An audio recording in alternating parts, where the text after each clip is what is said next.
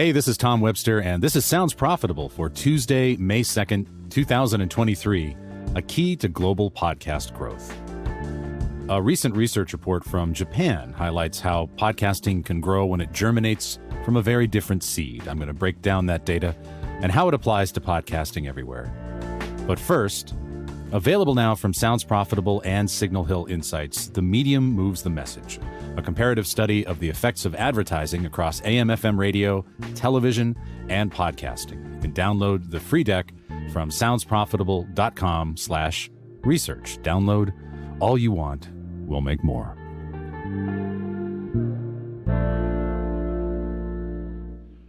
Recently, Otonal and Asahi Shimbun released their annual podcast report in Japan, a massive 10,000-person study of Japanese consumers and their relationship with our favorite medium, podcasting. Podcast listening there continues to lag behind what we've seen in some Western countries. About 16% of the population 15 years and older listen at least monthly. That's 16% compared to the U.S., according to the most recent Infinite Dial. It's 42% with Americans 12 plus. So the American number is almost triple. Now, I've worked a little bit in Japan, certainly not enough that I would feel comfortable speculating on why podcasting is or is not catching on there, depending on how you read the fullness or emptiness of the glass. I spent a couple of weeks there years ago consulting a radio station that played everything from smooth jazz to opera in an average day.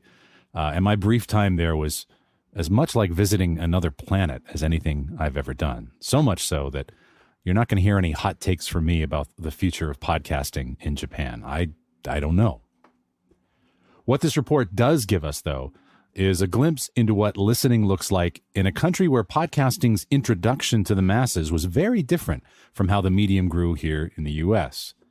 For many of podcasting's first 20 years, it was not only a niche medium, but it was a niche tied to a very distinct segment of the population, iPod and then later iPhone users. And we're not talking about iPhone users circa 2022, but iPhone users in the early days, weirdos like me who were attending a conference in Minneapolis and ducked out in the afternoon to wait in line at a random AT&T store to get the first one. I pulled that out recently, by the way. What a brick. In short, podcasting's gestation in this country was largely tied to a segment of the population that did not profile in the middle of the bell curve. iPhone users in particular continue to have substantially different profiles in demographics and behaviors to Android users, and this was even more true 10 years ago. I remember first asking questions like, why do you listen to podcasts back in the late 2000s, and commonly getting answers like, to listen to content I can't get anywhere else. Podcasting in America grew from a seed of people interested in podcasting, the thing itself, and not necessarily for a specific show. I can't tell you how many podcasts I had on my 100-megabyte hard drives and 5-megabyte iPods back then. Certainly more than I could possibly listen to. Podcasting was introduced to a particular segment of American society in the mid-2000s, and it stayed there for quite some time. Even podcasting's breakout hit, Serial, was just catnip for that existing audience and not necessarily an entree for the wider population. The very name podcasting itself held the medium back in immeasurable ways. And yeah, you cranky OGs listening to this, I know, it's the name we have, but still. What we know of podcasting today is a result of how it grew here, not as a mainstream phenomenon, but as a decidedly left-of-center one. The Japanese podcast listener, on the other hand, profiles extremely differently. If you want to know what podcasting might have looked like in the United States if it were parachuted into mainstream awareness all at once instead of drip-fed by way of Cupertino, Japan is your lab.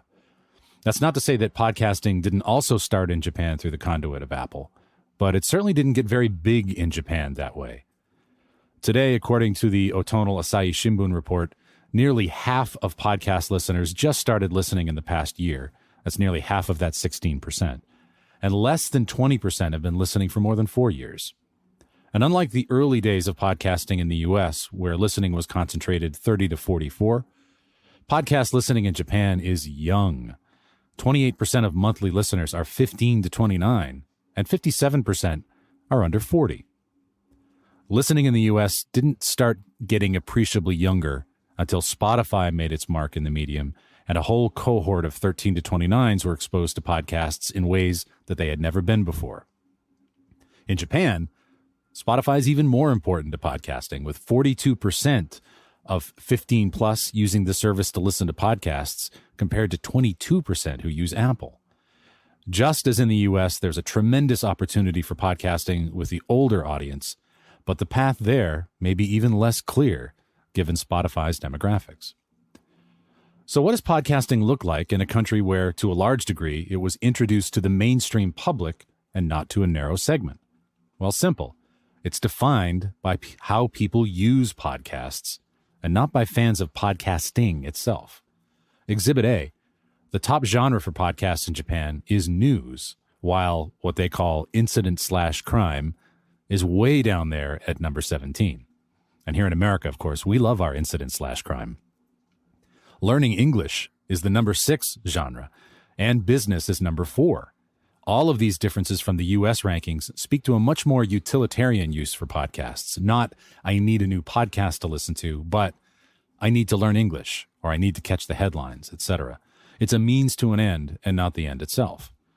There's no better evidence of this than the number one reason the sample lists for getting into podcasts. I can now listen on music apps such as Spotify and Amazon Music. Like they say in the NBA, there's no better ability than availability. The top reasons for listening to podcasts include entertainment, relaxation, but also, intriguingly, to enjoy content with ears only, which some podcast networks should adopt as their tagline immediately. But I was particularly interested in the reasons why people started listening to podcasts that grew year over year from last year's report. Among the gainers, because the media was introducing its own podcast show. The content of other voice services had become a podcast. I read newspaper or magazine articles about it, and I saw the information on television. That's right. Some of podcasting's biggest gains in Japan are from hearing about podcasts on other media. We're so focused on word of mouth and recommendations here, which are, of course, important, but not focused enough on using other media to talk about podcasts. And I'm not talking here about the easy button of social media. And by the way, I'm recording this from Boston, and as you can tell in the background, I or somebody else is getting arrested. But you know what? We're going to keep podcasting because that's just day-to-day life.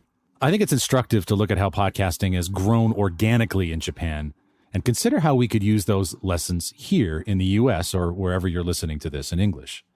For some, their introduction to podcasting is going to be the show, whether that's Rogan or the new Spotify champ Brain Leak.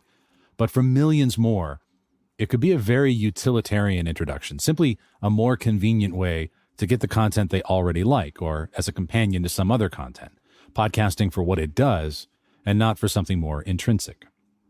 And this, I think, is the biggest disconnect between podcasting's ambassadors in this country and the next wave of people that we need to reach. Podcasting in America was born of dissatisfaction. It was a rebellion against what was commercially available, led by the underserved.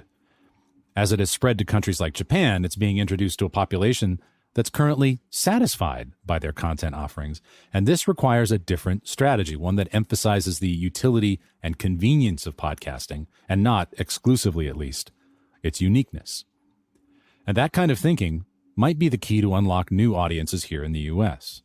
The mainstream 55-plus audience, for example, has yet to really adopt podcasting, primarily because they're relatively happy with what they're getting from radio and other audio outlets. So while I'd love to sell my dad on Lore or The Moth, the better bet might be to position podcasting as the way to listen to what you already know and like, except when you want to listen to it, and the white vault can come later. It's not the most glamorous way to market podcasting, but you know what? Podcasting hasn't tried to market itself in this way at any scale. And maybe it's time to change that. Download the report. I encourage you to read it. We'll have a link in the show notes. And thanks again for listening to my article, A Key to Global Podcast Growth. This episode was built using Spooler and hosted on ART19. I'm Tom Webster. We'll see you next time.